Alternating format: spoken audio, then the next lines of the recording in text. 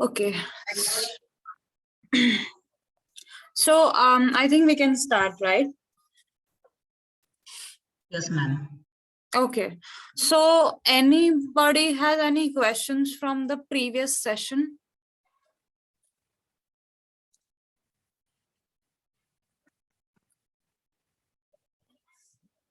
Does anybody have?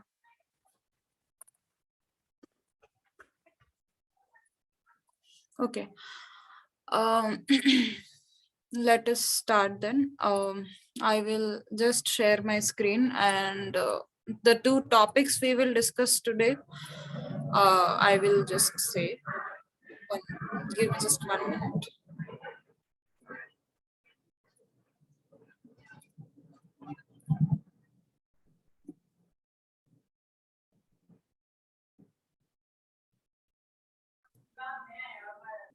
Okay.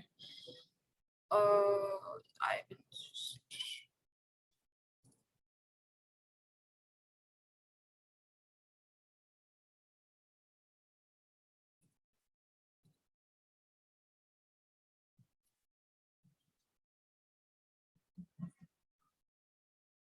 So the first topic is how to identify the duplicates in data and delete them successfully. That will be agenda today.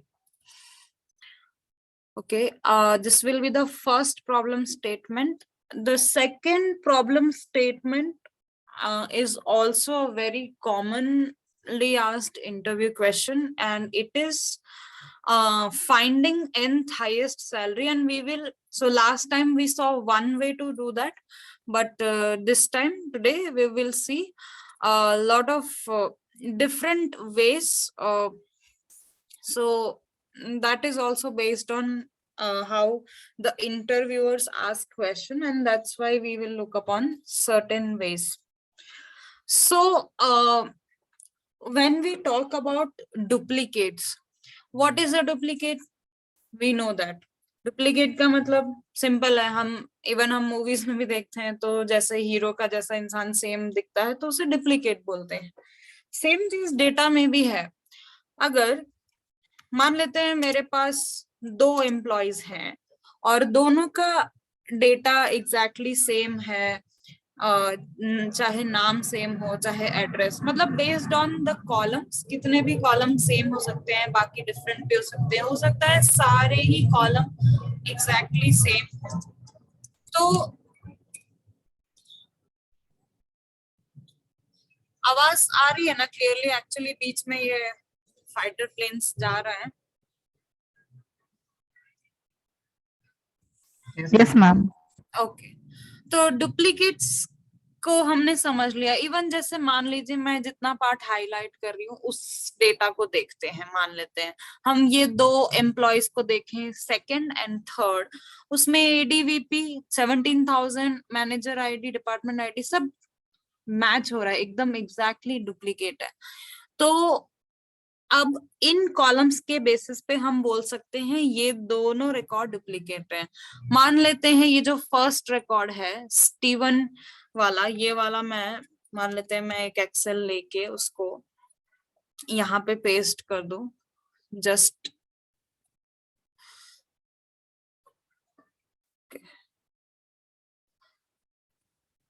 Like this, और एक और employ का data ऐसा हो, तो ये क्या है, एकदम एग्जैक्टली डुप्लीकेट्स हैं. डुप्लीकेट डेटा होने से प्रॉब्लम क्या है कि अभी मान लेते हैं ये इस डिपार्टमेंट में है और यहाँ पे मैंने डिपार्टमेंट आईडी डाल दिया. ये जी कॉलम को डिपार्टमेंट समझ के हम रखते हैं, ठीक है ना. अब इस स्टीवन एम्प्लॉय के ऊपर अब मान लीजिए ये डेटा डेटाबेस में है और ये डेटाबेस में इस तरीके से ही डेटा पड़ा है. अब मान लीजिए कोई मुझे पूछता है कि स्टीवन का डिपार्टमेंट दे दो निकाल के, तो मैंने किया query select department from employees where employee name is Steven, तो एडी प्रेस उसने बता दिया एक दिन, मान लेते हैं ऐसा. अगली बार मैंने फायर की क्वेरी, अगली बार उसने आईटी बता दिया. तो ये क्या है, ये रॉन्ग इंफॉर्मेशन है कि एक ही बंदा दो डिपार्टमेंट के अंदर तो नहीं हो सकता है। तो या तो ये रिकॉर्ड पुराना है, या वो यहाँ पे गलत डिपार्टमेंट आईडी किसी ने गलती से, मिस्टेक से, सिस्टम में या ह्यूमन एरर से वो गया है। तो इन प्रॉब्लम्स की वजह से डुप्लीकेट्स हमें नहीं चाहिए होते हैं, या डुप्लीकेट्स को रिमूव करने के बहुत सारे रीजन हो सकते हैं, हम इतना डिटेल में उसमें जाने की जरूरत नहीं है। तो सबसे पहले हमें, जैसे मान लेते हैं, फाइंड आउट करना है डुप्लीकेट्स। अब एम्प्लॉयज टेबल नहीं, अब हम एक कस्टमर टेबल जो हमने उस दिन देखी थी, हम उसी को देखते हैं। कस्टमर आईडीज है यहाँ पे 1 2 3 4, सब के सब यूनिक है। तो मैं एक डुप्लीकेट खुद से ही बना देती हूँ, सो दैट हम उसको फिर डेटा को देखेंगे कि कैसे आगे काम करना है इसके ऊपर। या फिर एक टेबल बना लेते हैं।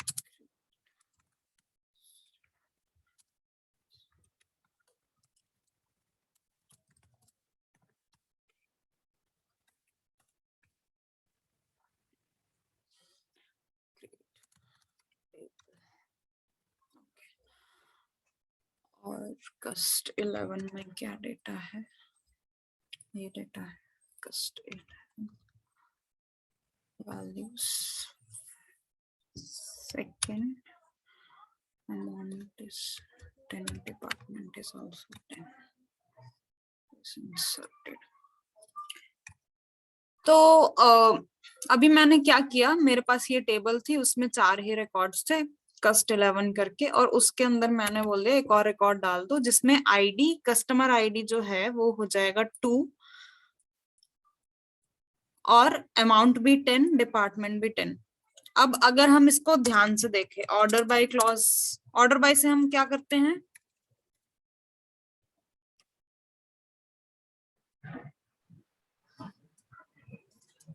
Order by is basically for sorting data. Sort कर रहा है ना, वो ऑर्डर में लेके आ रहा है। तो यहाँ पे सेकंड, जिस कस्टमर का आईडी सेकंड है, वो 2 रिकॉर्ड्स हो गए। सो इंटरव्यू का क्वेश्चन क्या होता है कि जो डुप्लीकेट्स हैं वो कैसे आप निकालोगे।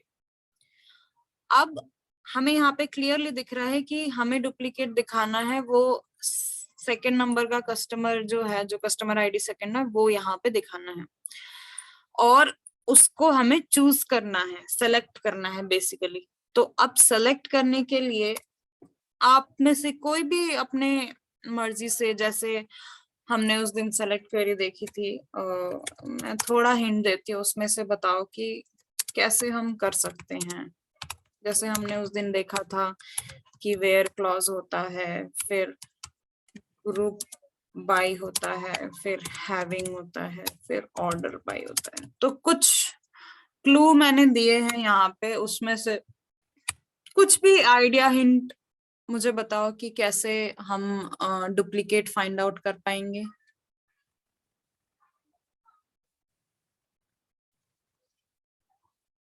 कोई भी, it can be wrong answer, that is not a problem.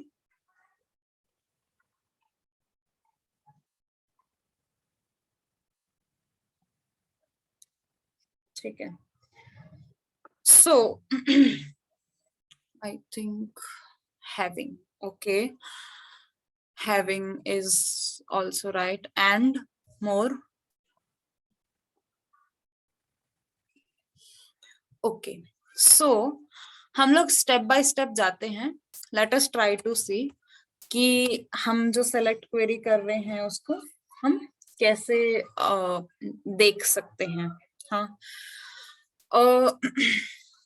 मैंने एक उस दिन ग्रुप बाय के बारे में बोला था कि ग्रुप्स बनाने हैं, जैसे कि फॉर एग्जांपल हम लोग यहाँ पे एम्प्लॉयज को देखें, और यहाँ पे मान लीजिए ये जितने भी आईटी प्रोग्रामिंग वाले स्टूडेंट्स हैं, ये एम्प्लॉयज हैं, इनको मान लीजिए हमें एक ग्रुप बनाना है।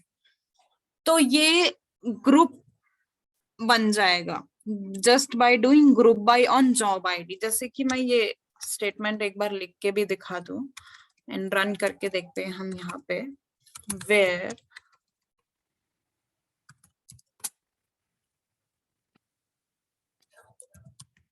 ग्रुप बाय हम सीधा कर लेते हैं जॉब आईडी के बेसिस पे जॉब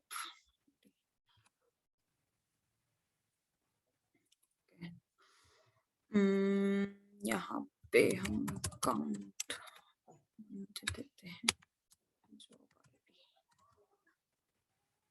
ओके। तो हमने वो आईटी प्रोग्रामिंग के कुछ एम्प्लॉयज देखे थे यहाँ पे, तो अगर आपको याद हो तो आईटी प्रोग्रामिंग के कितने हैं यहाँ पे 5 रिकॉर्ड्स हैं। Okay so 1 2 3 4 5। तो जब हमने यहाँ पे ये फंक्शन चला दिया, जैसे कि ये काउंट फंक्शन मैंने चलाया है, हमने काउंट की बात उस दिन भी की थी। Count is basically what, it will just count the number of rose, simple. तो आईटी प्रोग्राम में इन्होंने 5 एम्प्लॉयज दे दिया, तो उसने क्या किया है, सिर्फ ग्रुप्स में डिवाइड करके उसका काउंट ले आया है। तो group by is nothing but grouping. Basically जैसे हम स्टूडेंट होते हैं क्लास में और 5-5 के ग्रुप्स बना दूं मैं कि group number A, group number B, so it is just basically grouping based on some column, whichever column it can be multiple columns also। जैसे मान लीजिए ये यहां से मैं अगर सैलरी, तो पहले जॉब आईडी के बेसिस पे ग्रुप बनाएगा, फिर सैलरी के बेसिस पे ग्रुप बनेगा। तो ग्रुप का मतलब हमें अभी समझ में आ गया, ठीक है। थोड़ा सा 2 मिनट रुकेंगे तो क्लैरिटी आएगी। अभी अगर ज्यादा ही कंफ्यूजिंग हो रहा है तो जस्ट 2 मिनट रिजल्ट्स देखते हैं इसी डेटा के ऊपर, कस्टमर डेटा के ऊपर, तो हमें पता चलेगा कि क्या हो रहा है। ओके ग्रुप बाय जब भी लगाते हैं तो हमेशा कोई एग्रीगेट फंक्शन कंपलसरी आना चाहिए। क्यों ये एरर देता है नहीं तो, और क्यों एरर देता है, लेट अस सी। फर्स्ट हमने मान लीजिए कस्ट के बेसिस पे मैंने बोला कि मुझे ग्रुप करके दो, एरर क्या बोला, not a group by expression. ये सिर्फ ग्रुप बाय कॉलम अलाउड नहीं है, कोई ना कोई एग्रीगेट फंक्शन होना ही चाहिए। तो count, minimum, maximum, average, summation, इतने सारे फंक्शंस हैं जो एग्रीगेशन करते हैं। अब काउंट का मतलब हमें सिंपली पता चल गया, काउंट, मिनिमम, मैक्सिमम, ये सिंपली नाम से पता चल रहा है। एवरेज का मतलब एवरेज है, सम मतलब समेशन कर देगा। तो जब मैंने इसको कस्टमर आईडी के बेसिस पे काउंट्स दिखाने के लिए बोला, तो उसने पहले क्या किया, हमारा ये डेटा था, ये पहला ग्रुप बना क्योंकि इसका कस्टमर आईडी क्या है 1, दिस इज फर्स्ट ग्रुप। ये दूसरा ग्रुप बना क्योंकि इसमें दोनों के ही कस्टमर आईडी 2 है, ये एक ग्रुप बन गया। ये तीसरा ग्रुप क्योंकि इसमें एक ही टाइप के कस्टमर आईडी है, वो जो कि नंबर 3 है। ये चौथा ग्रुप।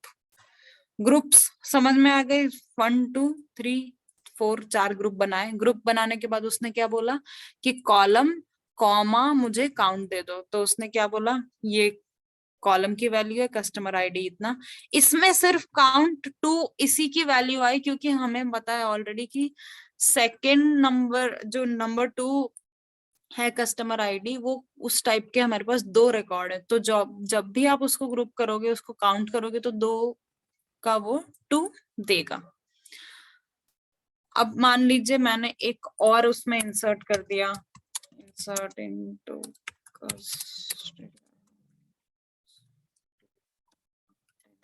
11। अब देखते हैं क्या रिजल्ट हुआ। अब 3 हो गए बिकॉज बेसिकली हमने क्या, 2 नंबर के हमने 3 रिकॉर्ड्स लेके आए, जितने रिकॉर्ड्स बढ़ते गए उतना वो काउंट आगे जाके चेंज कर रहा है। ग्रुपिंग समझ में आ गई क्या अभी, किसी को कोई डाउट है? No, ma'am. या फिर कोई चैट में डाउट है? ओके ओके तो ग्रुप्स हमें पता चल गए। अब ग्रुप के बेसिस पे यहाँ पे देखो काउंट निकालना कितना इजी हो गया। हमारा डुप्लीकेट फाइंड आउट करने का लॉजिक और फंडा क्या है कि जहां पर भी ये जो काउंट है वो एक से ज्यादा हो गए वही तो डुप्लीकेट्स हो गए, क्योंकि जो कस्टमर आईडी सेकंड है उसके लिए हमारे पास इतने सारे रिकॉर्ड्स हैं। देखो यहाँ पे उसके लिए हमारे पास तीन तीन रिकॉर्ड्स है, मतलब एक रिकॉर्ड तो मेरा चलो वैलिड है, बाकी दो तो डुप्लीकेट्स हो गए ना उसके, बाकी दो एक्स्ट्रा अनवांटेड रिकॉर्ड है। तो इनको हाईलाइट करना है मुझे या इनको डिस्प्ले करना है, तो सबसे पहला काम मैंने जो किया वो काउंट यहाँ पे लेके आ गई मैं।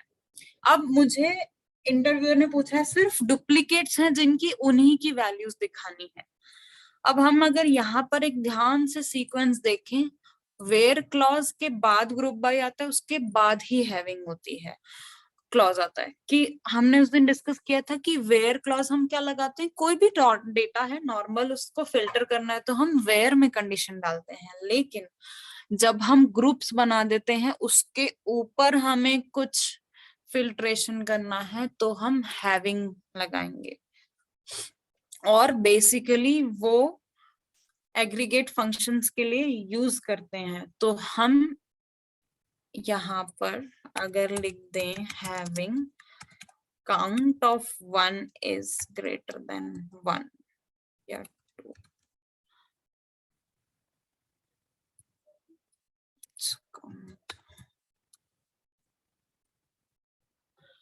तो इसने क्लियरली सिर्फ और सिर्फ कस्टमर 2 दिया, और वो ही हमें चाहिए था क्योंकि बाकी सब जितने भी वैल्यूज हैं दे आर वैलिड, उनका कोई डुप्लीकेट नहीं है, सिर्फ सिंगल वैल्यू है 3 के लिए, 4 के लिए और 1 के लिए, लेकिन 2 को हमें डिस्प्ले करना था और उसने यहाँ पे क्लियरली दिखा दिया कि दिस कस्टमर हैज डुप्लीकेट्स।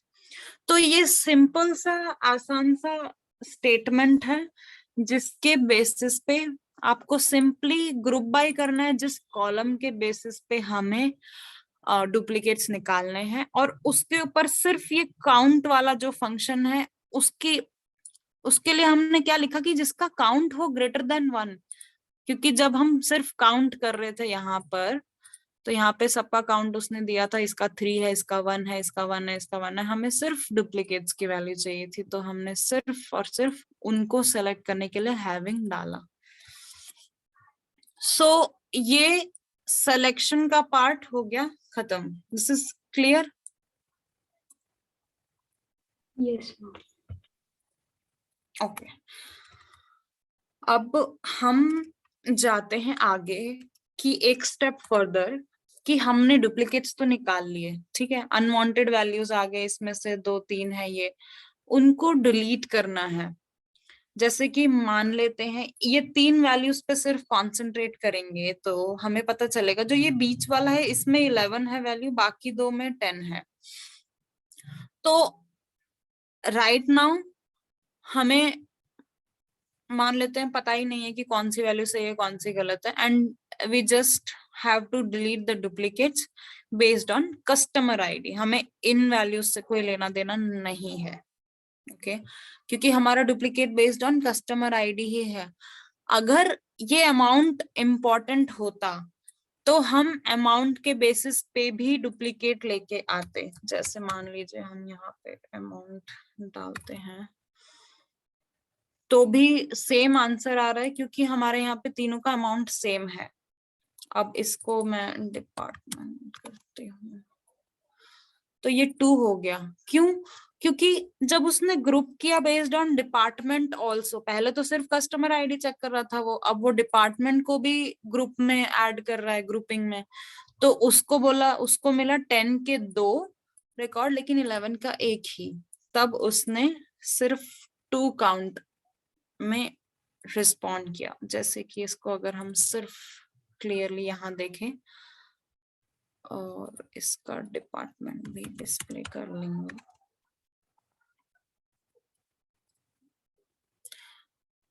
सिर्फ सेकंड कस्टमर जिसका डिपार्टमेंट 11 है उसका काउंट 1 है, सेकंड कस्टमर जिसका डिपार्टमेंट 10 है उसका काउंट 2 है। सिंपल टर्म्स में जिस कॉलम के बेसिस पे आप डुप्लीकेट्स निकालने की कोशिश करोगे उस ही कॉलम के बेसिस पे वो ग्रुपिंग करेगा। सिर्फ कस्टमर आईडी को देखना है तो सिर्फ कस्टमर आईडी को देखेगा वो, और डिपार्टमेंट को ऐड करना है सिर्फ तो डिपार्टमेंट को ऐड करेगा। सिंपल। नाउ अब बात आती है डिलीट करने की। अब हमने सेलेक्ट तो कर लिया कि हाँ ये वाला सेलेक्ट करना है।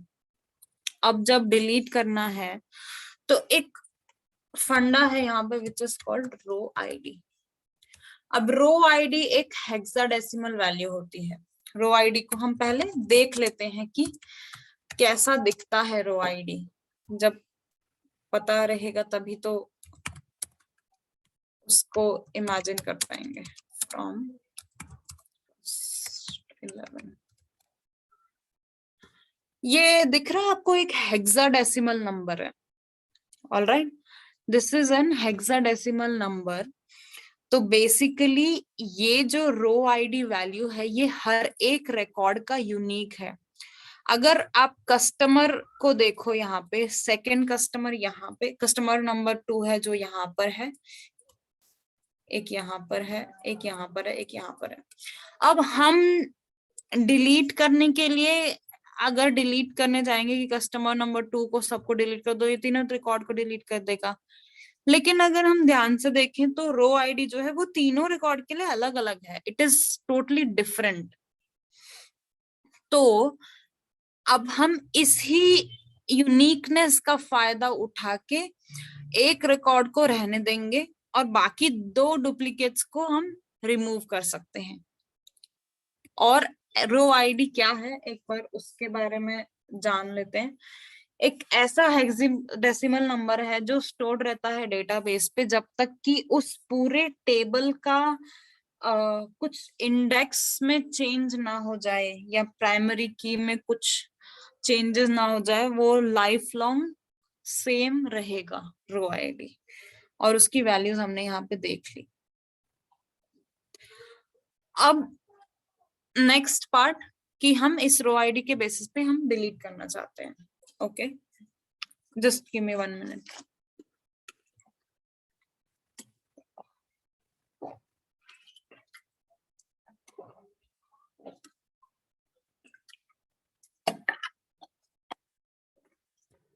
तो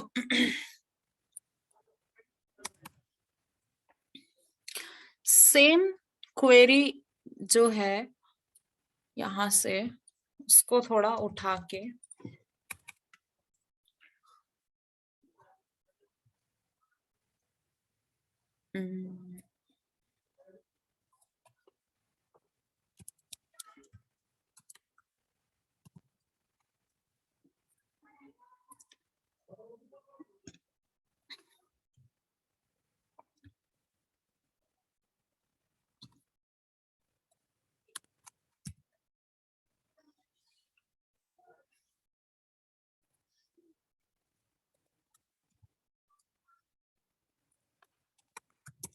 सिर्फ कस्टमर नंबर 2 पे कंसंट्रेट करेंगे क्योंकि हमारा डुप्लीकेट वही है, तो हमारा फोकस वहीं पे रहेगा। यहाँ पे कस्टमर 2 के लिए 3 डिफरेंट रो आईडीज हैं ऑलरेडी।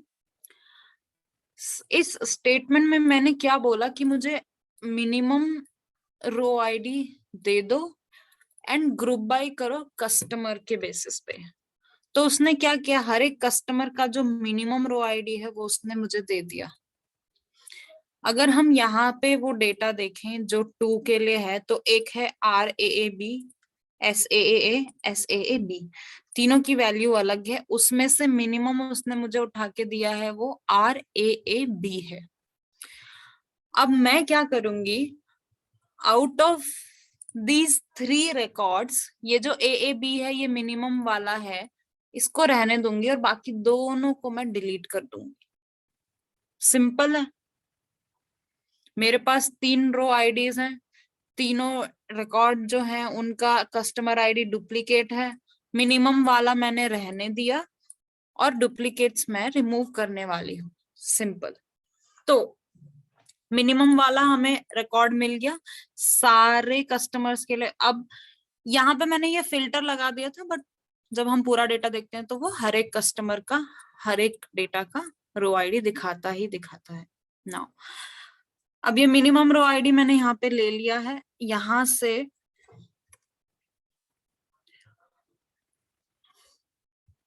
मैं क्वेरी बनाऊंगी डिलीट फ्रॉम कस्ट1 where row ID not in.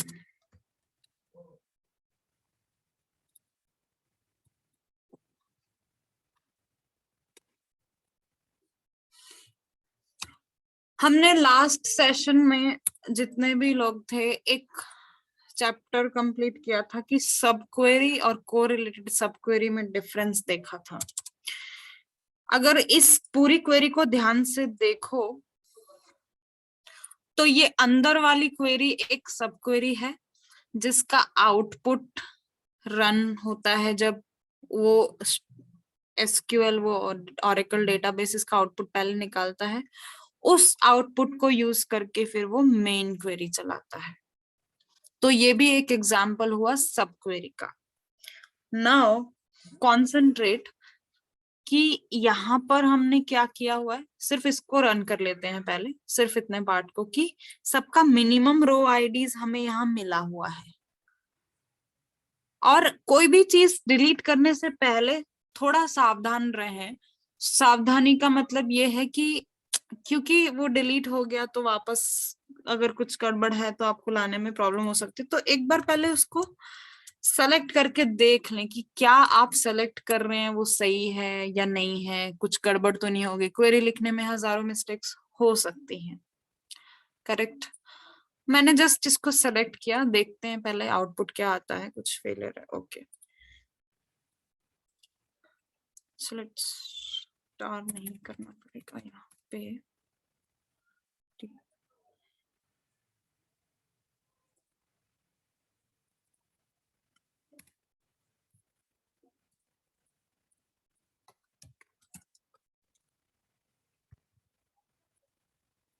Okay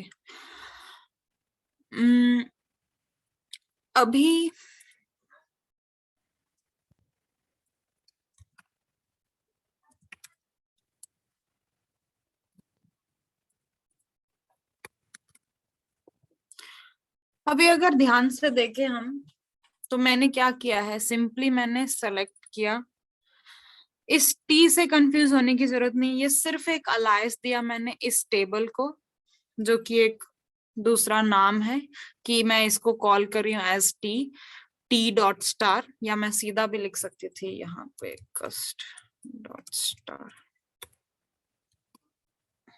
ठीक है, सिंपल लिखेंगे कि रो आईडी मुझे दे दो और इसकी जितनी भी वैल्यूज वो दे दो इस टेबल की। फर्स्ट स्टेटमेंट सिर्फ इतना है, where row ID is not in the minimum row ID. इसका मतलब सिर्फ इतना सा ही है जो हमने यहाँ पे देखा था कि जब ग्रुप्स बनाए हैं, हमने ग्रुपिंग की है, यहाँ पे ये ग्रुपिंग का पार्ट है कि जब ये ग्रुप्स बना दिए तो उन ग्रुप्स के रो आईडीज का जो मिनिमम है वो मिनिमम ये है। तो इस क्वेरी से हमें मिनिमम मिल जाएंगे हर एक कस्टमर का।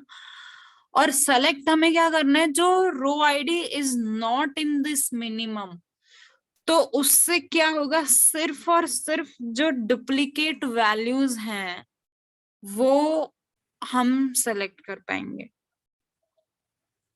क्या ये बहुत ज्यादा कंफ्यूजिंग हो गया या कॉम्प्लेक्स हो गया है?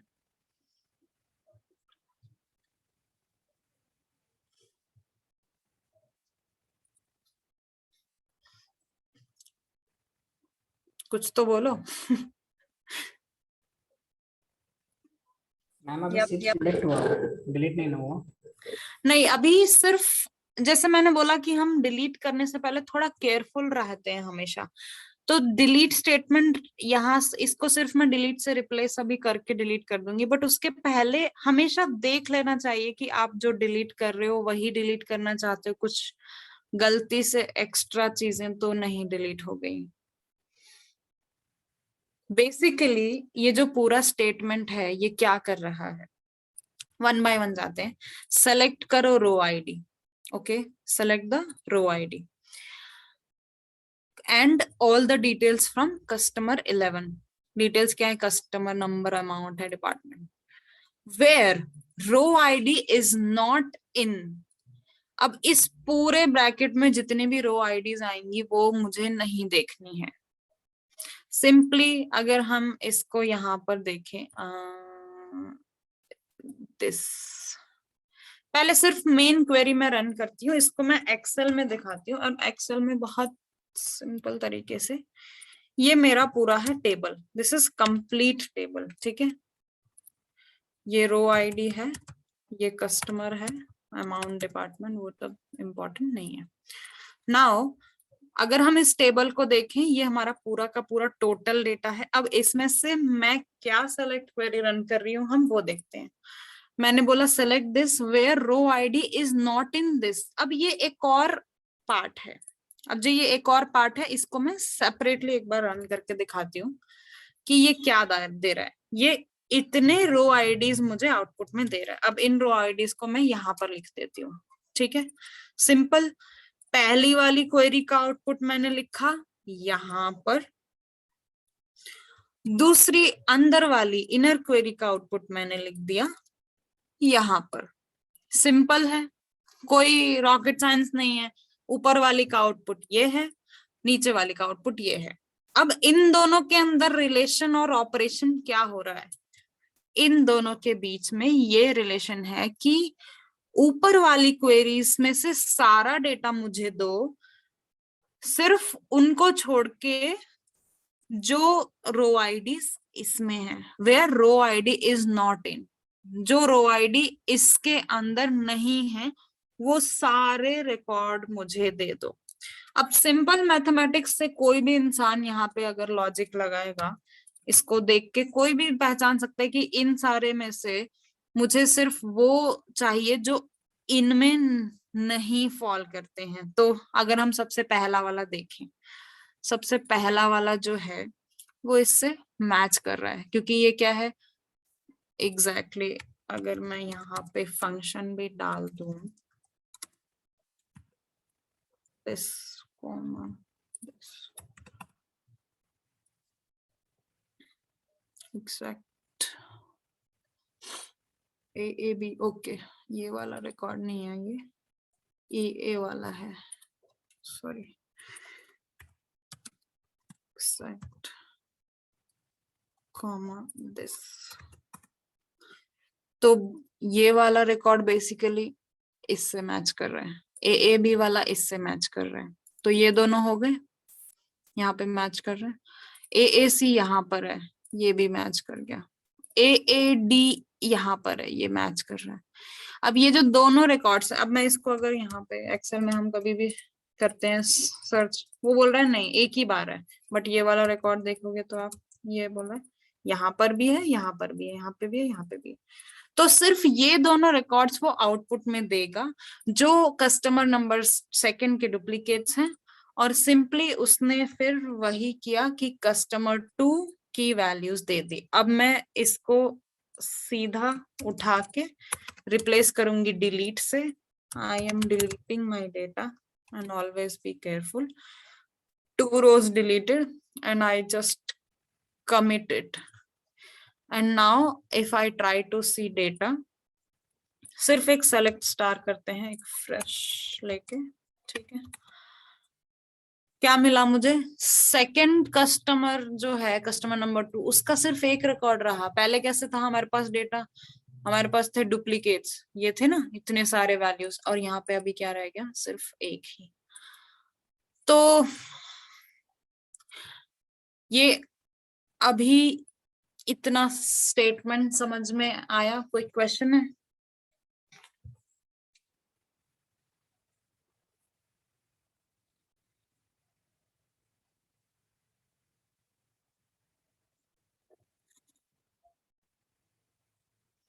हेलो, सो गए क्या सब लोग इतनी जल्दी?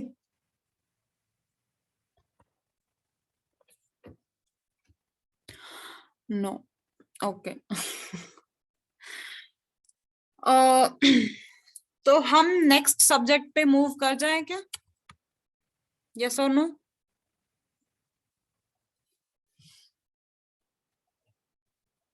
ओके, ठीक है। नेक्स्ट वाला पार्ट थोड़ा सा इंटरेस्टिंग रहेगा।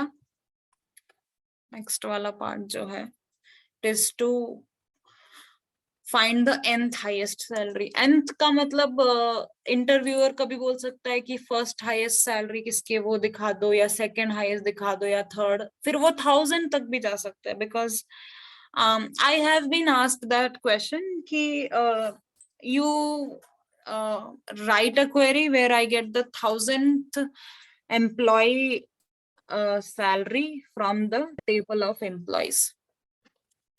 तो सबसे पहले हम बहुत सिंपल से स्टार्ट करेंगे।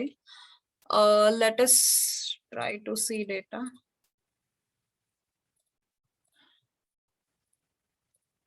ओके, तो यहाँ पे सैलरी कॉलम है और ये पूरा अनसॉर्टेड है, क्योंकि कभी 6000 आ रहा है, कभी 4800 है, 4200, फिर 12000 आ गया, फिर 9000 आ गया। So it's always going up and down and up and down, it is not sorted. तो सबसे पहली बात, तो पहला क्वेश्चन हम बेसिक से जो स्टार्ट करेंगे कि इन सारे एम्प्लॉयज में किसकी सैलरी सबसे ज्यादा है, पहले तो वो देखते हैं। एक नॉर्मल इंसान बिना इंटरव्यू के अगर अपने स्क्रीन पे बैठा है तो वो क्या बोलेगा कि पहले तो मुझे इस टेबल में क्या डेटा है वो दिखा दो। तो उसने देखा, अच्छा ये सैलरीज है। अब इन सैलरीज में से मैक्सिमम निकालनी है तो मैं मैनुअली निकालूंगी। तो मैं बोलूंगी चलो ऑर्डर बाय कर दो इसको। Order by is basically a sorting. Order by salary, जिस कॉलम से हमें ऑर्डर बाय करना है उसने ऑर्डर बाय कर दिया, सिस्टम ने, मुझे आउटपुट मिल गया कि भाई देखो 24,000 इज मैक्सिमम सैलरी, उसके नीचे सारी कम होती चली जाएंगी। और उसी को अगर मैं डिसेंडिंग वर्ड हटा दूं तो वो सबसे कम सैलरी विच इज 2100 वो यहाँ डिस्प्ले कर देगा। तो ये तो एक मैनुअल तरीका हुआ कि मान लीजिए आपको फर्स्ट सैलरी देखनी, हाईएस्ट किसकी है, आपने ऑर्डर बाय किया, बोला हाँ हाँ 24,000 है, this is the highest salary. इस सेम चीज को अगर मुझे इंटरव्यूअर पूछ रहा है कि how will you find the first maximum, the highest salary from the table, तो मैं कुछ नहीं करूंगी, I will just right max function. Max is aggregate function, जैसे अभी हमने ग्रुप बाय के लिए भी बात की थी कि मैक्सिमम सैलरी जब मैं यहाँ पे लिख दूंगी तो ये मुझे यहाँ से क्या देगा, 24,000 दे दिया। जो मुझे चाहिए था वो मुझे डायरेक्टली मिल गया। क्लियर है? एक फंक्शन यूज किया, कॉलम किसके ऊपर लगाना है वो लिख दिया, टेबल का नाम दे दिया, सिंपल। इसमें कोई रॉकेट साइंस नहीं है, इसलिए ये वाला क्वेश्चन कोई पूछता ही नहीं है। नेक्स्ट, अब हमें सेकेंड हाईएस्ट सैलरी चाहिए, मींस हमें ये जो 17,000 है ये चाहिए। तो इसको हम स्टेप बाय स्टेप करते हैं और उसके कुछ तरीके देखेंगे। पहला तरीका जो है, एक बहुत सिंपल, एक नॉर्मल इंसान कैसे लॉजिक लगाएगा कि जैसे मान लीजिए मेरे पास इतनी सब सैलरीज हैं, इसमें से मुझे पता है कि ये जो फर्स्ट है ये तो मुझे लेनी नहीं है क्योंकि मुझे सेकंड हाईएस्ट सैलरी पूछी गई है, तो इस वाली रो को मैं रिमूव कर दूंगी। फिर जो बाकी डेटा बचा है उसका जो मैक्सिमम है वो मैं उठा के आई विल से this is the second highest salary of employees table. अब सेकंड हाईएस्ट की बात आई है, मैंने बोला कि ये हम हटा देंगे। तो सिंपली इसमें क्या किया जा सकता है, मैं बोल दूंगी कि select salary from employees where salary not in ये नॉट इन हमने ऊपर भी यूज किया था, ये नॉट इन ऑपरेटर है, जिससे क्या होगा, इसके अंदर जितने भी रिकॉर्ड्स हैं उनके अलावा के सारे रिकॉर्ड्स को डिस्प्ले करेगा। बहुत सिंपल इंग्लिश है कि यहाँ सारी सैलरीज दिखाओ एम्प्लॉयज टेबल से, जो salary do not fall in this bracket. अब इस ब्रैकेट के अंदर मैंने क्या लिखना है, मुझे मैक्सिमम सैलरी नहीं देखनी है, तो मैंने ये वाला जो स्टेटमेंट था ये उठा के एज इट इज यहाँ लिख दिया कि जो मैक्सिमम वाला एम्प्लॉय है, ये जो ऊपर स्टीवन है, इसके अलावा के जितने भी एम्प्लॉयज हैं उनको मुझे देखना है।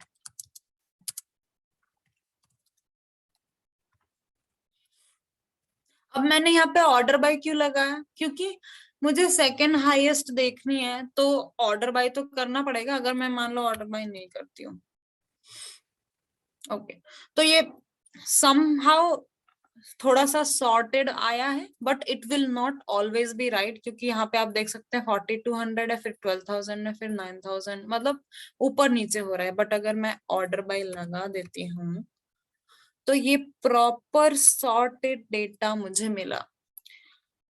अब 17,000 is second highest salary, 17,000 is equal to second highest salary.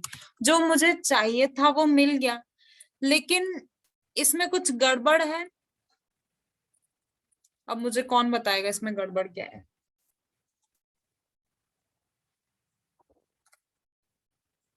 Yes, come on, wrong answers भी चलेंगे, कैसा भी गेस होगा। मैम अकेला 17,000 ऐसा आउटपुट आना चाहिए। हाँ, करेक्ट, एग्जैक्टली। हमें सिर्फ और सिर्फ इंटरव्यूअर ने सेकंड हाईएस्ट सैलरी लाने के लिए बोला, और हम ये इतना सारा डेटा लेके बैठ जाएंगे, so that's definitely very very wrong answer. तो अब आपको इसमें से फिल्टर आउट करना है। आप सिंपली यहाँ पे मैक्स लगा दो, एक ही रिजल्ट आया। कितना सिंपल हो गया। पहले हमने क्या किया कि हमने मैक्सिमम सैलरी ले ली। मैक्सिमम सैलरी कैसे ली, यहां से ली। मैक्सिमम सैलरी है 24,000। फिर सारा जितना भी डेटा था, इन सारे डेटा को बोला कि 24,000 को इंक्लूड ना करके मुझे बाकी सारा डेटा दे दो। उतने सारे डेटा में से मैंने बोल दिया कि अभी उसमें से भी मुझे सिर्फ मैक्सिमम दे दो, बस मेरा काम हो गया। तो अब हम सिंपली इस स्टेटमेंट को अगर देखेंगे, सिर्फ इतने से स्टेटमेंट को, ऑर्डर बाय वो सिर्फ मैंने एक्सप्लेन करने के लिए लगाया था, वरना मैक्सिमम अपने आप ही मैक्सिमम कैलकुलेट करके देगा, उसको ऑर्डर बाय की कोई जरूरत है नहीं। यहाँ पे एक यहाँ पे इंपॉर्टेंट चीज है, ये जो सब क्वेरी है जैसे हमने उस दिन देखा था, अब मैं यहाँ पे अगर सिर्फ 24,000 भी लिख दूं, क्योंकि जो हमारी मैक्सिमम सैलरी है, तो भी ये सेम ही आउटपुट देगा, क्योंकि वो क्वेरी भी क्या कर रही है, वो सिर्फ हमें फर्स्ट सैलरी का जो आउटपुट है वो दे रही है। अब यहाँ तक हमने सेकेंड हाईएस्ट सैलरी हम लोग बहुत इजीली ले आए। अब थर्ड हाईएस्ट होगी तो क्या इसके ऊपर लगाएंगे, फिर से इसके ऊपर सेलेक्ट लिखेंगे, ये इतना, एंड देन वो 1000 तक पूछ सकते हैं। सो दिस सॉल्यूशन और दिस फंडा is good for first highest salary and second highest salary. But अब हम थर्ड, फोर्थ, फिफ्थ, 800 तक जाने वाले हैं नाउ। उसके कुछ तरीके हैं,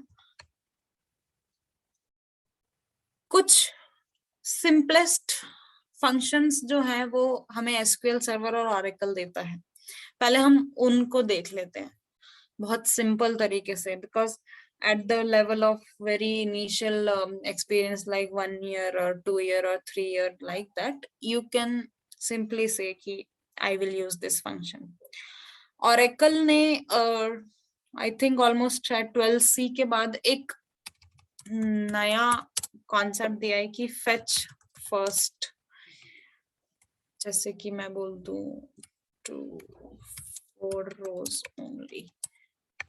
फॉर एग्जाम्पल मैंने एक सेलेक्ट स्टेटमेंट चलाया, I am just selecting salary from employees, और मैं बोलती हूँ कि ऑर्डर बाय भी कर दो मुझे, order by salary descending order में, एंड जस्ट सी यहाँ पे मैंने क्या बोला, फेच फर्स्ट 4 रोज ओनली। अगर हम यहाँ पे सैलरीज देखें 1 2 3 4, तो इसने क्या दिया 1 2 3 4 रोज मुझे दे दिया। इसका मतलब है कि मैं अपने हिसाब से नंबर ऑफ रोज को थोड़ा सा रेस्ट्रिक्ट कर सकती हूँ और उसके अकॉर्डिंग मैं nth हाईएस्ट सैलरी लेके आ सकती हूँ। अब वो कैसे होगा, इसमें एक और ऑप्शन है ऑफसेट का, ऑफसेट 3 रोज। मान लीजिए मैंने ये दिया fetch 1 रो ओनली, इसने मुझे 14,000 दिया। 14,000 is basically the third highest salary. थोड़ा सा this is ordered salaries, 14,000 is third highest salary. तो अगर हमें मान लो किसी ने पूछा ये हमारी थर्ड है, फोर्थ, फिफ्थ, मान लीजिए फिफ्थ हाईएस्ट सैलरी देखनी है, 15,000। एक्चुअली में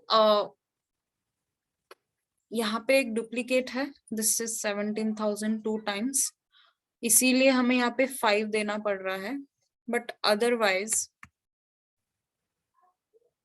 हमें ऑफसेट कुछ नहीं देना पड़ेगा। बेसिकली ऑफसेट का मतलब क्या हुआ, सिंपली अगर हम यहाँ पर देखें ऑफसेट 3 रोज फेच फर्स्ट 1 रो ओनली। पहली बात तो है कि ऑफसेट 3 रोज है, 1 2 3।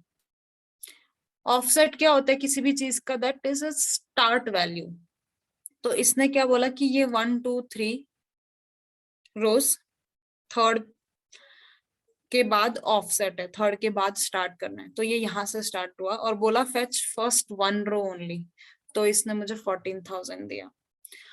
Basically it is just ordering based on salary, and then how many rows I want to select by offsetting how many number of rows is what I am trying to achieve here.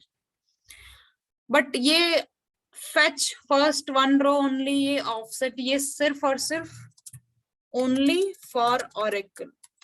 SQL server में जब जाएंगे तो I will show you the query। और एक चीज ये यहाँ पे n-1 से रिप्लेस होगा। बेसिकली n क्या है, nth हाईएस्ट सैलरी है, जैसे उन्होंने 10th मांग लिया तो हम यहाँ पर 9 करेंगे, तो वो यहाँ पे थोड़ा सा ये डुप्लीकेट्स की वजह से ऊपर नीचे आएगा, बट दिस, ये जो डुप्लीकेट्स का भी प्रॉब्लम है ये नेक्स्ट सॉल्यूशंस में हमें और क्लियरली समझ में आएगा, उसको कैसे हमें हैंडल करना है। जस्ट ध्यान में इतना ही रखना है कि फेच फर्स्ट रो 1 रोज ओनली, 10 रोज ओनली, ये सब चीजें ऑरेकल ने दी हैं तो हम उसका यूज कर सकते हैं। अब हम जाते हैं एसक्यूएल सर्वर में, अगर यही चीज करनी है, just concentrate here on this part. Second highest salary from SQL server, इसमें क्या किया है, सिंपली टॉप फंक्शन का यूज किया है, select distinct top 2 salary from employees. अब जब टॉप 2 सैलरीज हम यहां से लेंगे तो इसमें से 24,000 और 17,000 आएंगी, करेक्ट, क्योंकि वही तो टॉप 2 सैलरीज हैं ये ऑर्डर्ड वे में। पहला ये जो ऑर्डर बाय था ये डिसेंडिंग ऑर्डर में, उसने क्या बोला कि सेलेक्ट कर लो टॉप 2 सैलरीज, टॉप 2 में 24,000 आ गया, 17,000 आ गया। उसके ऊपर क्या ऑपरेशन करना है, उसके ऊपर top 1 salary from this and order by salary, लेकिन असेंडिंग ऑर्डर में। अब पहले वाले का जो आउटपुट था, वो पहले वाले का आउटपुट था ये, इसके बाद उसने क्या बोला है, उसको सॉर्ट करो असेंडिंग में। असेंडिंग में सॉर्ट करेंगे तो ऐसा आउटपुट आएगा, 17,000 पहले, फिर 24,000 आएगा। तो जब ये आया, इसके ऊपर उसने क्या कहा है, टॉप 1 सैलरी फ्रॉम दिस, मतलब इसमें से टॉप 1 ले लो, मींस जस्ट चूज 17,000। और ये जो टॉप 1 है इसको रिप्लेस, इस इसके अंदर वाला जो टॉप 2 है इसको रिप्लेस करना है, दिस इज बेसिकली n। तो अगर 10 चाहिए तो 10th, 11 चाहिए, 100 चाहिए, तो this is based on the function. पहला फंक्शन जो हमने ऑरेकल का देखा वो देखा offset and fetch first some 1 row only और 10 रो, जितने भी रोज हमें देखनी है। इस केस में 1 रो ओनली, क्योंकि हमें सिर्फ एक ही रो देखनी होती है। This is only workable for oracle. SQL server के लिए टॉप फंक्शन यूज करेंगे, यहाँ पे फेच 1 रो ओनली। अब ये सब तो फंक्शंस की बात हुई। नाउ अगर ये वाला भी हमने पहले ही देख लिया, ये वाला हमने लास्ट कॉल में देखा था, ये वाला हमने देख लिया, ये ऑरेकल फंक्शन। नाउ एक कॉन्सेप्ट सीख रहे हैं हम नया, विच is called common table expression, आम टेबल का एक्सप्रेशन। तो जो टेबल है, टेबल को आप क्या समझते हैं, जैसे कि ये एक टेबल है, इसमें रिकॉर्ड्स हैं, है ना, इसमें कॉलम्स हैं, दिस इज अ टेबल। अब कॉमन टेबल एक्सप्रेशन क्या करता है, कैसे काम करेगा, उसको हम देखेंगे। और ये सिर्फ nth हाईएस्ट सैलरी नहीं, ये बाकी चीजों में भी यूज में आएगा। जब आप काम करेंगे तो उस समय बहुत यूजफुल होता है। Just give me 1 minute.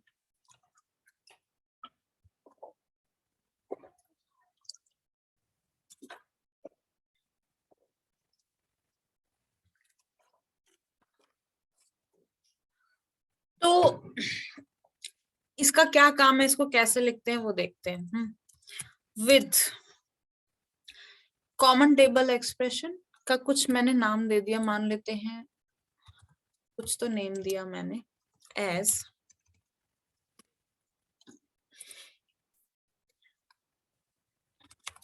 select star from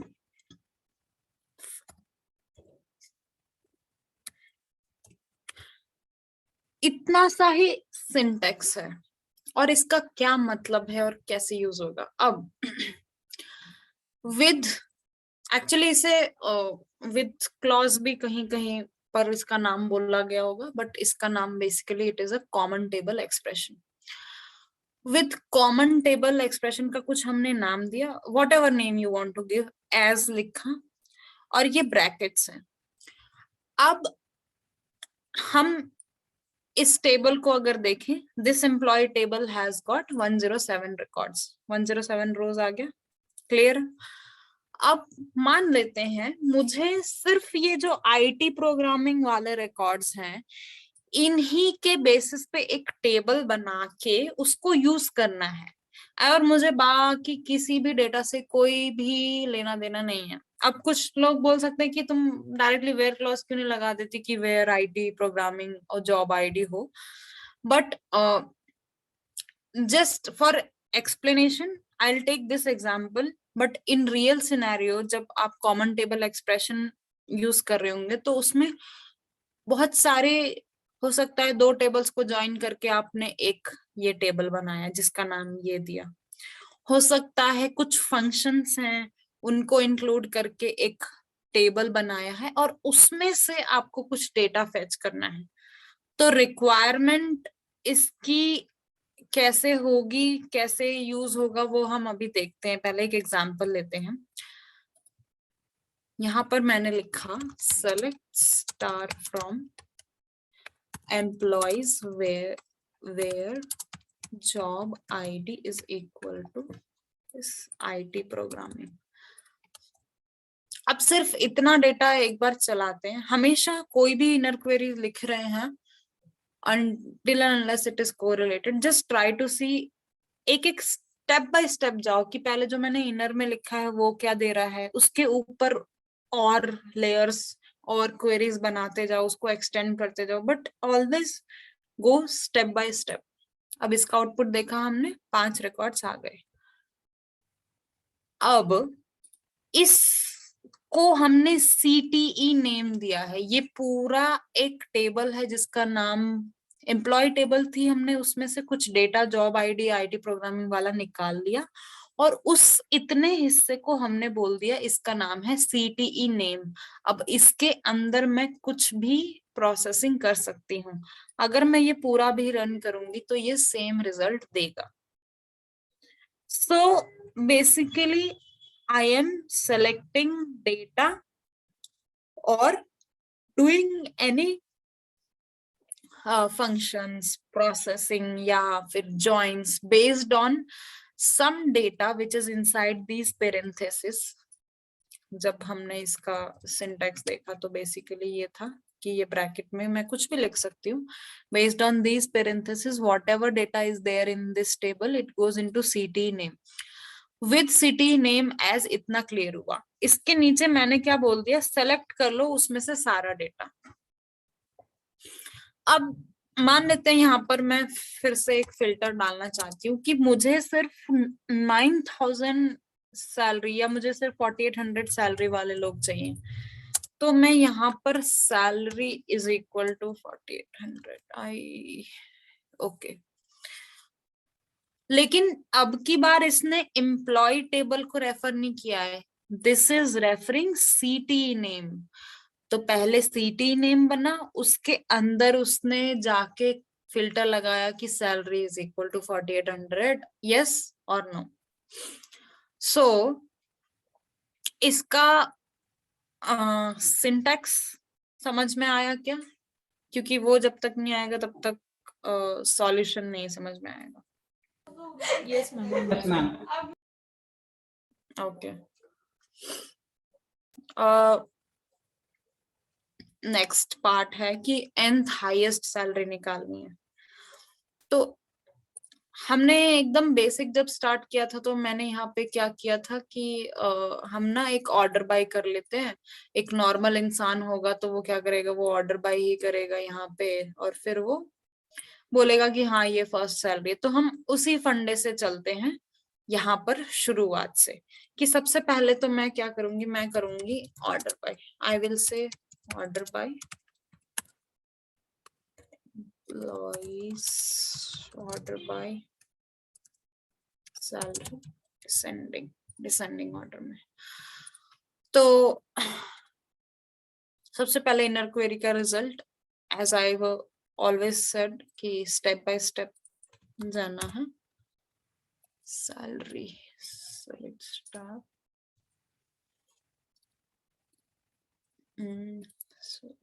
क्या गड़बड़ लिखा है, एक्स्ट्रा स्पेलिंग मिस्टेक। ओके, तो इसने क्या किया, यहाँ पे ऑर्डर बाय कर दिया। पहला स्टेप हमारा हो गया कि हमें ऑर्डर डेटा मिल गया है। अब उसके अंदर से हमें आगे क्या करना है वो हम देखते हैं। अब इसने ऑर्डर कर दिया तो इसको रैंक्स हम दे सकते हैं।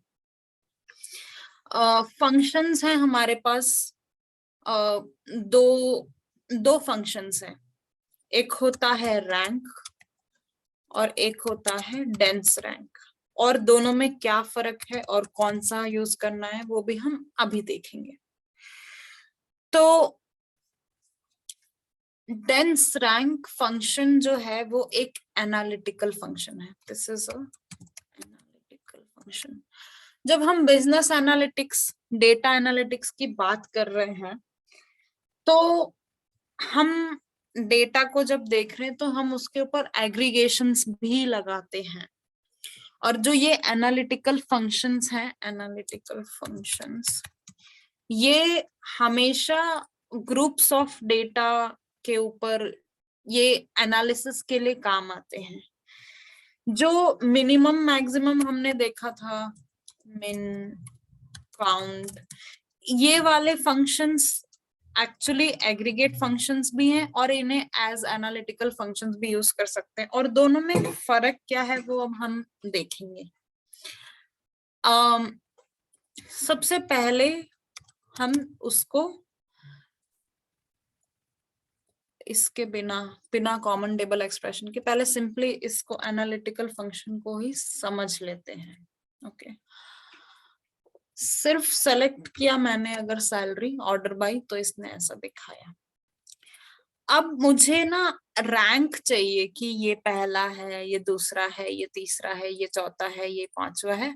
तो जब मुझे कोई इंटरव्यूअर बोलेगा कि मुझे 5th सैलरी दो, तो मैं क्या बोलूंगी कि हाँ मैं ऐसा करती हूँ, इनको रैंक देती हूँ और उसमें से चूज करके डेटा दे दूंगी कि where rank is equal to this number 5 6 whatever. तो मैं यहाँ पे पहले एक बार डेंस रैंक फंक्शन यूज करके दिखाती हूँ, और इसका सिंटेक्स ध्यान से देखेंगे तो हमें समझ में आएगा कि हम क्या कर रहे हैं और पहले हमने जो किया था वो कैसे इससे रिलेटेड है। Addition by salary.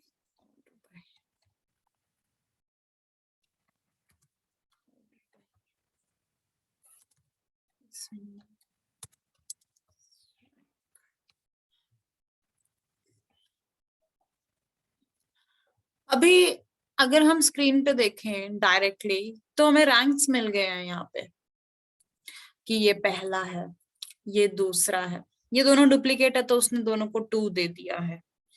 ये थर्ड है, ये फोर्थ है, ये दोनों सेम है, 6 दे दिया।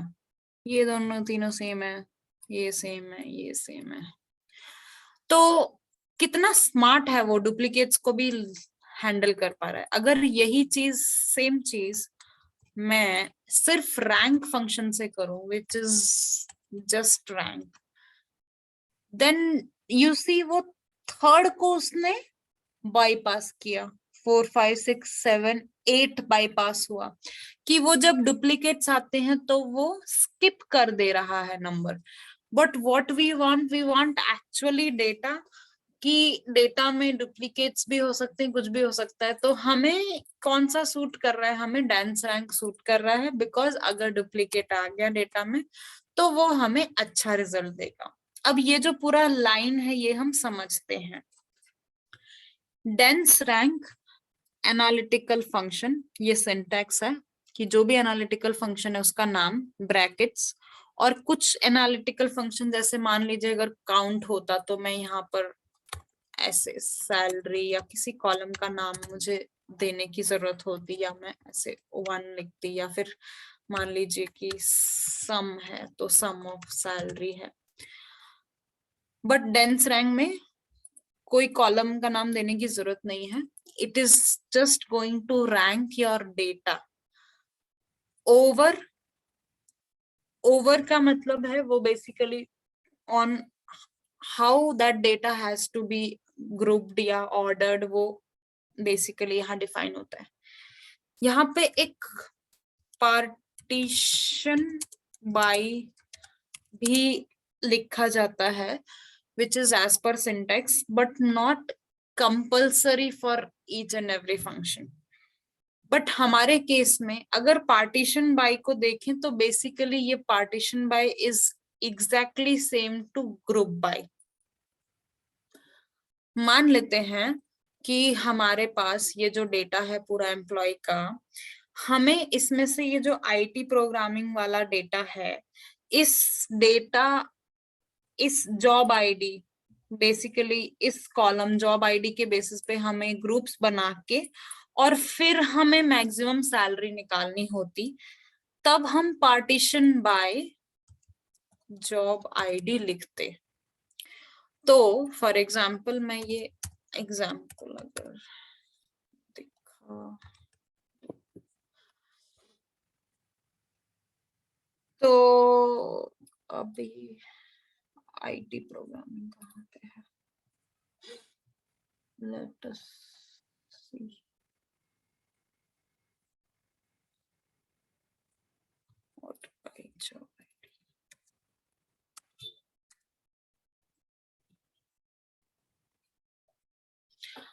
Okay. फर्स्ट 5 रोज अगर हम देखें तो हमने पार्टीशन बाय की बात क्या की थी कि ये बेसिकली इट्स ग्रुपिंग। तो जब हमने ये फंक्शन लगाया है तो अगर ध्यान से देखें तो इसने जॉब आईडी के बेसिस पे ग्रुपिंग किया, ऑर्डर बाय किया सैलरी के ऊपर डिसेंडिंग ऑर्डर में। तो अगर ये देखें हम रैंक जो इसने दिए हैं इस 8200 जो कि मैक्सिमम सैलरी है इस जॉब आईडी ग्रुप में, उसको 1 नंबर दिया क्योंकि हमने वैसा ही ऑर्डर बाय सैलरी लगाया था यहाँ पे, और बाकी को 2 3 4 5। सो हमारे केस में हमें कोई भी ग्रुपिंग नहीं करनी थी, इसलिए मैंने ये पार्टीशन बाय नहीं लिखा। बट आइडियली एनालिटिकल फंक्शंस में हम पार्टीशन बाय लिखते हैं। उसका एक वीडियो है, बहुत ही इजी वे में एक्सप्लेन किया है उन्होंने, that you can visit and it's very useful to use analytical function. वो हमेशा क्वेरी परफॉर्मेंस इंक्रीज करते हैं और सेल्फ जॉइंट्स को अवॉइड करते हैं। Now let's come to our point जो कि हम अभी देख रहे थे। बेसिकली अभी इस ऑर्डर बाय की जरूरत भी नहीं है। ओके, तो हमें यहाँ पे रैंक मिल गया। अब हम एक स्टेप आगे आ गए कि हमने ना डेटा को सॉर्ट करा।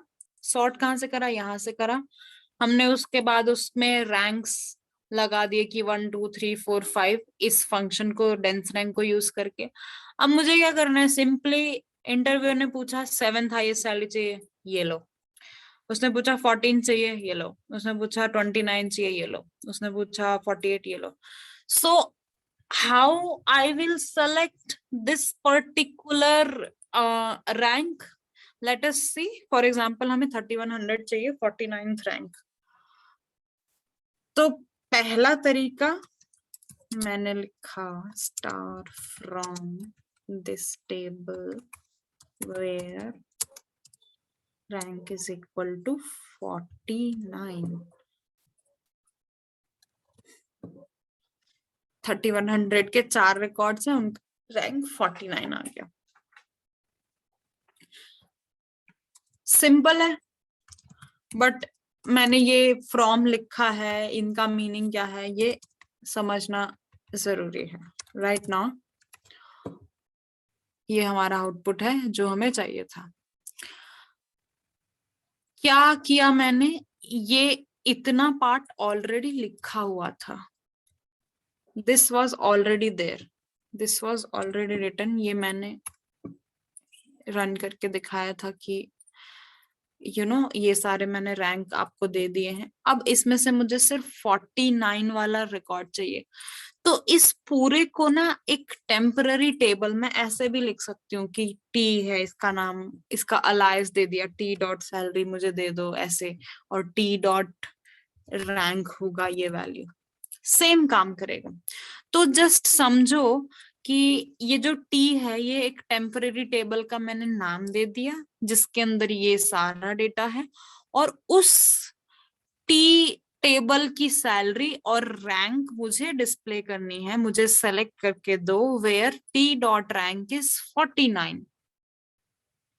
क्या ये क्लियर हुआ? ये टेम्पररी टेबल का नाम देना और उसमें से डेटा सेलेक्ट करना, is it okay?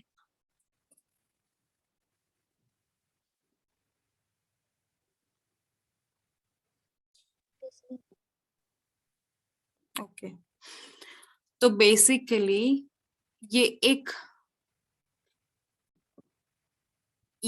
Inline table है जिसे मैंने अभी क्रिएट किया, और उसमें से मैंने बोला कि मुझे ये कॉलम दे दो, ये कॉलम दे दो, और उस कॉलम की वैल्यू ये होनी चाहिए। बेसिकली अगर इस सारे चीज को मैं रीराइट करूं, for example I write is this वे,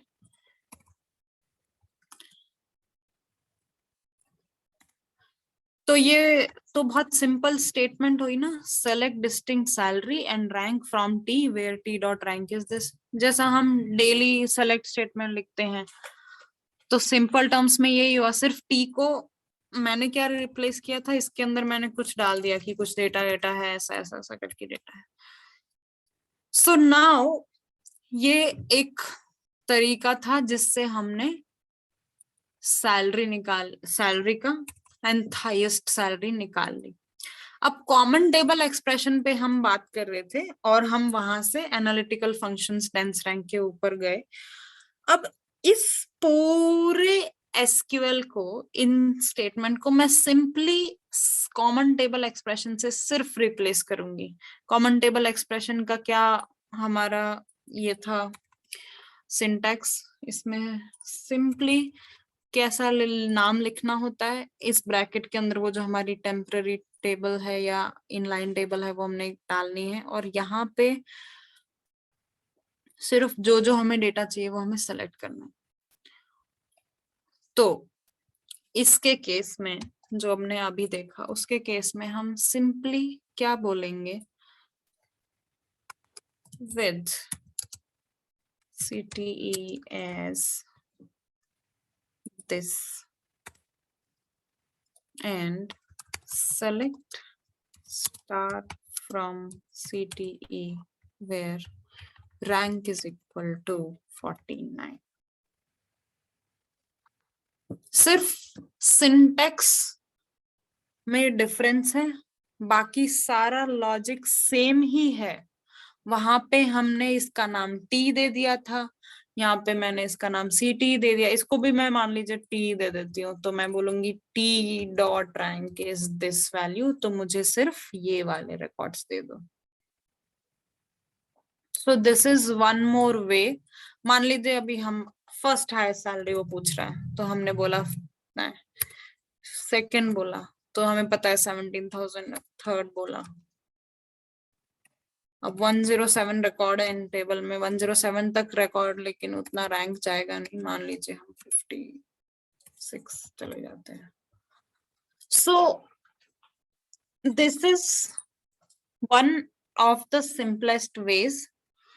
कौन कौन से वेज हमने देखे हैं वो हम एक बार रिविजिट कर सकते हैं। पहले तो डुप्लीकेट्स डिलीट करने के बारे में डिस्कशन हुआ, ओके। एंड हाईएस्ट सैलरी का पहला जो हमने देखा, सबसे पहले तो हमने मैक्सिमम सैलरी कैसे सेलेक्ट करनी है वो देख लिया कि उससे फर्स्ट सैलरी मिल जाती है। यहाँ पे अगर हम देखें मैक्सिमम सैलरी 24,000 देता है वो, पहला ये। सेकंड सब क्वेरी वाला जो हमने लास्ट सेशन में देखा था वो था। थर्ड हमने एसक्यूएल सर्वर का जो फंक्शन था, फंक्शन क्या है, टॉप है फंक्शन, या फिर ऑरेकल के फंक्शंस हैं जैसे कि फेच फर्स्ट रोज है। ऑरेकल का एक फंक्शन और है लिमिट करके, तो उससे आप लिमिट कर सकते हो नंबर ऑफ रोज, तो जो वो ऑर्डर्ड फैशन में रहेगा, तो उसमें नंबर ऑफ रोज अगर हम लिमिट कर देंगे तो वो उतने ही रो दिखाएगा जितने हमें चाहिए, and it will give us the nth highest salary. Next क्या है, ये CT कॉमन टेबल एक्सप्रेशन जो हमने एकदम लास्ट में एंड में देखा, और उसमें डेंस रैंक और रैंक के अंदर डिफरेंस ये था कि रैंक के अंदर वो स्किप कर देता है। सो अगर हम रैंक की बात करेंगे यहाँ पर, so basically what this rank will do, ये 17,002 और इसने थर्ड नंबर को स्किप किया है, 8 को स्किप किया है। सो फिर विदाउट CT हमने सिर्फ आउटर क्वेरी लगा दी, select star from this where rank is equal to n, जो भी नंबर होगा। सो these two are the simplest ways, but in my latest interview what they asked, I don't want you to use analytical function, analytical is this dense rank function। तो जब ऐसा question आ सकता है, for that only we try to prepare it this way कि ये वाला भी practice कर लें। just 2 ways is more than enough, but just to give you an understanding that one problem can be solved in multiple ways, this is what we have discussed so far। But trust me, this was the latest interview question that he asked me that how will you write the entire salary without using analytical function. So interviewer can ask you anything and ask you to do it in another way. For example, you are able to do in one way. It can come sometimes, and it is a bit, I would say, a bit medium difficulty level when the interviewer asks such questions.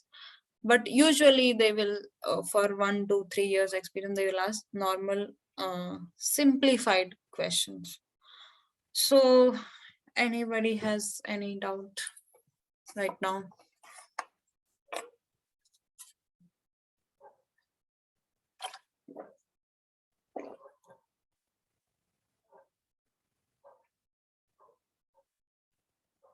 Ma'am Yes. उसमें Yes. Hello. मैंने पूछा यहाँ पर over लगाना ही पड़ता है क्या? हाँ, this is compulsory. If you see,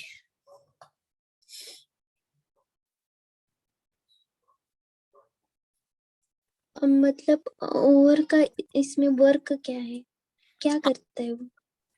over this data, over this data, ये जो मैंने सेलेक्ट किया है, इस डेटा के ऊपर ये फंक्शन लगा हुआ, तो वो क्या करेगा, पहले ये जो प्रोसेसिंग है, पहले ऑर्डर बाय सैलरी डिसेंडिंग करो, उसके बाद ही रैंकिंग करो।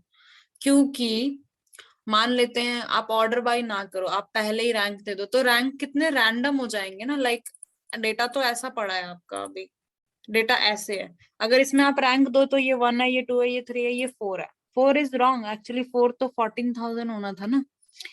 तो पहले ये प्रोसेसिंग करो, उसके ऊपर ही ये वाला फंक्शन लगाना है। क्लियर?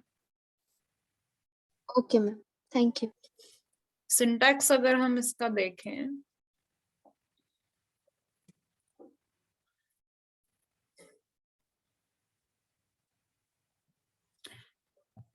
सिंटैक्स को इतना अच्छे से एक्सप्लेन किया है क्या यहाँ पे? हाँ, तो यहाँ पे देखो, analytical function, arguments, over, analytic clause. Analytic clause के अंदर क्या है, क्वेरी, पार्टीशन, ऑर्डर बाय और विंडोइंग। विंडोइंग तक हम नहीं गए, I don't want to make it complex, but partitioning क्या करेगा, ग्रुप्स बनाएगा। ऑर्डर बाय क्या करेगा, अगर हमें ऑर्डर करना है डेटा को किसी पर्टिकुलर ऑर्डर में, किसी तरीके से सॉर्ट करना है, तो हम इसको डालेंगे।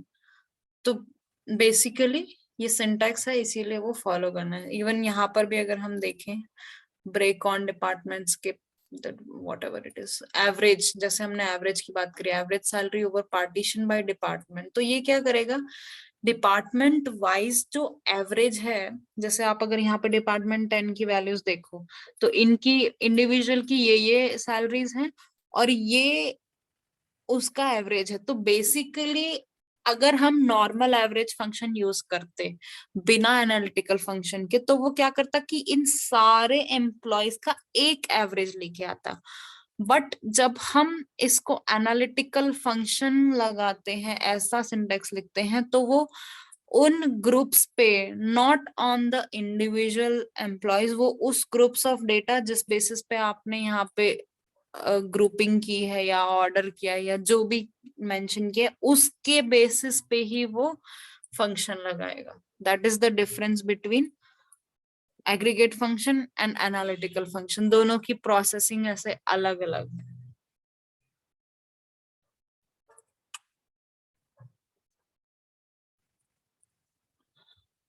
Okay. So if there is no question, I think we can close this call. There are good videos I will suggest you to go through. I am not sure whether you already have lot of videos and suggestions, but this one is very good for the preparation of interviews.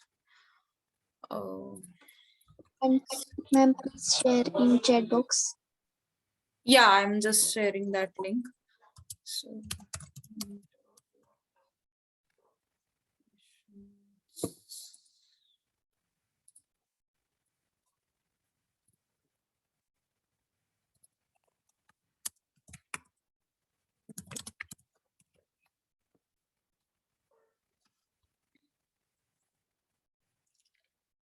Okay, so this is the series. And this person has tried to explain everything in detail. If you see this series,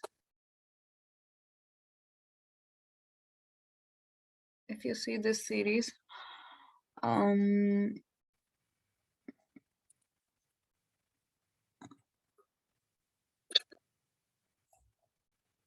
okay, and highest salary जो हमने आज discuss किया, organization hierarchy. This is a bit, these two are a bit complex, but delete duplicate rows, query to find employees higher, transform rows.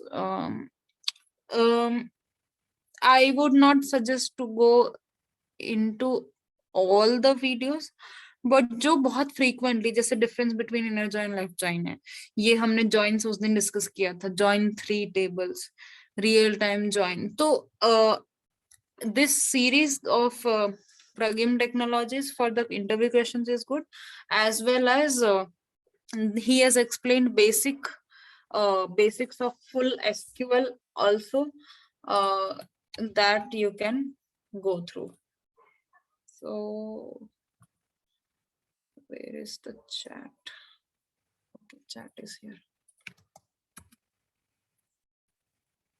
Okay, so I think now we can close the session, and if you have question, then you pass on that to Kushal or somebody, and then we can, or Shiv also, then we can take from there forward. Okay, thank you so much for your patience and have a great learning. Bye-bye. Thank you, ma'am. Thank you, ma'am. Thank you. Welcome.